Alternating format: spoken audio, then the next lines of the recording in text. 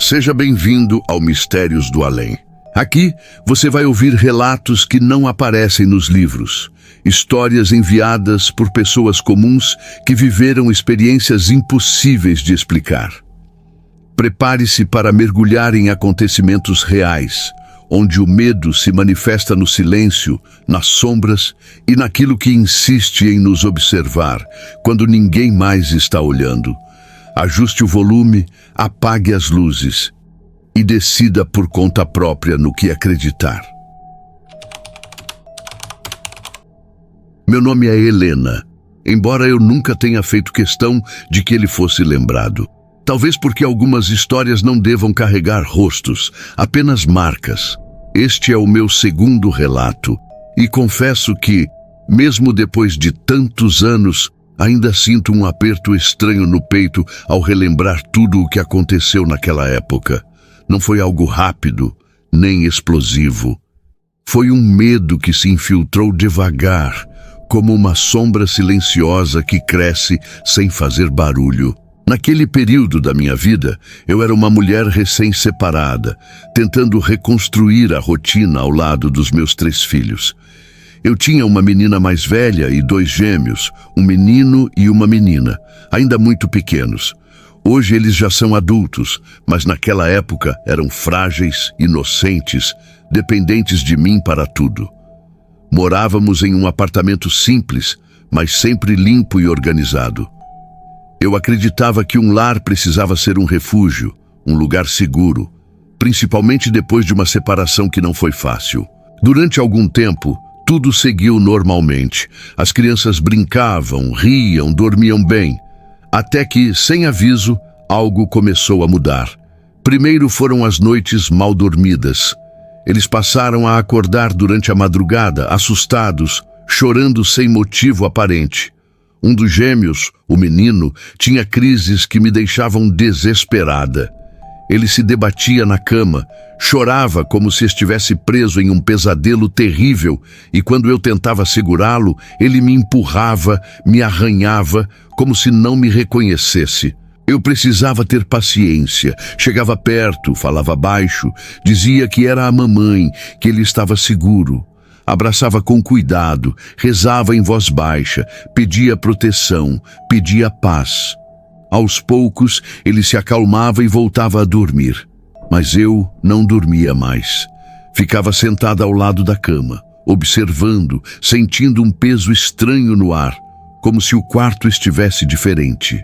Minha filha mais velha também mudou. Ela passou a ter medo de ficar sozinha, medo do escuro, medo de andar pelo corredor à noite.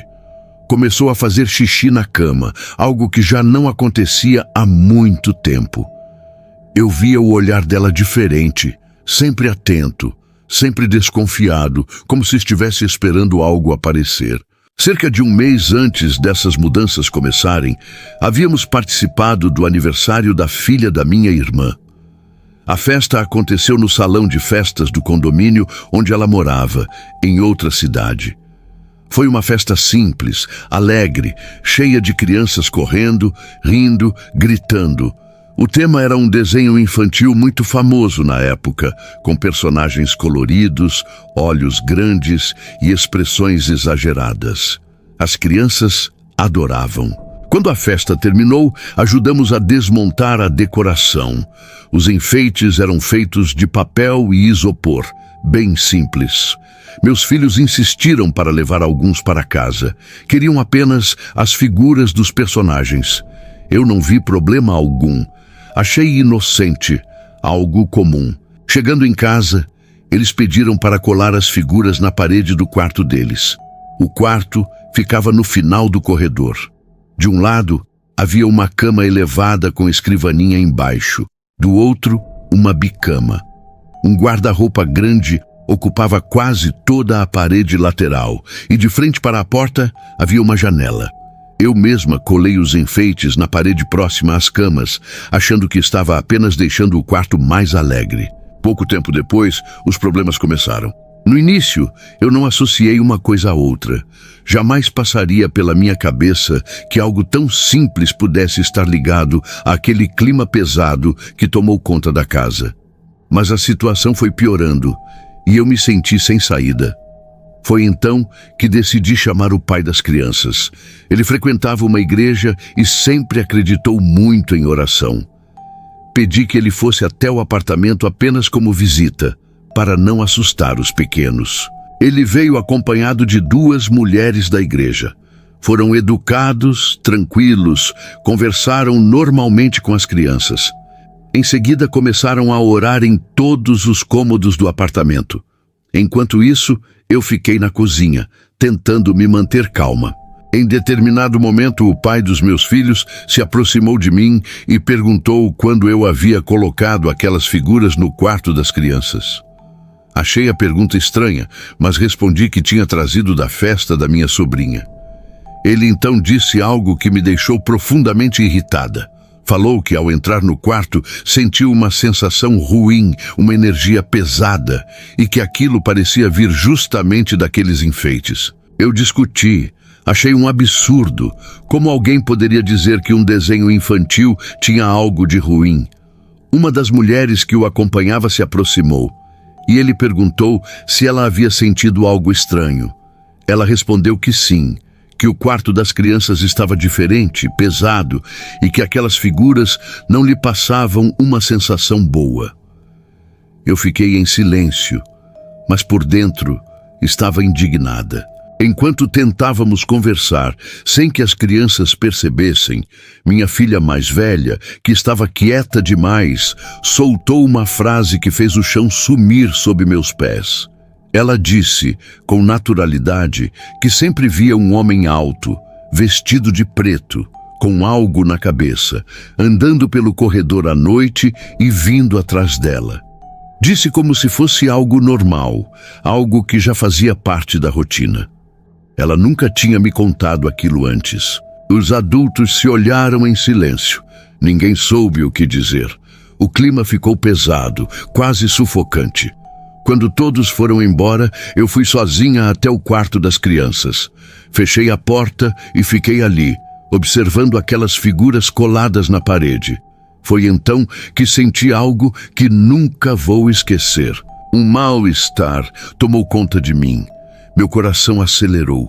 Os olhos das figuras pareciam me acompanhar, não importava onde eu estivesse no quarto. Eu mudava de posição e aquela sensação continuava. Era como se eu estivesse sendo observada. Sem pensar 2 vezes, arranquei tudo da parede. Rasguei, piquei, destruí principalmente os olhos das figuras, até que não restasse quase nada. Disse às crianças que precisava tirar porque poderia estragar a pintura da parede. Elas aceitaram sem questionar. Depois disso, tudo mudou. As crianças voltaram a dormir bem. Não houve mais choros, nem medos, nem relatos estranhos. A casa parecia mais leve, o ar parecia diferente. Com o tempo, entendi que não era o desenho em si. Poderia ter sido qualquer outro objeto. Algo veio junto com aquele enfeite, algo que não pertencia à minha casa. Desde então, aprendi a prestar atenção nos sinais, a não ignorar mudanças repentinas, principalmente quando envolvem crianças. Esse foi o meu relato, e ele ainda ecoa dentro de mim. O relato de Helena expõe como acontecimentos aparentemente banais podem se transformar em experiências perturbadoras quando algo invisível parece atravessar o cotidiano.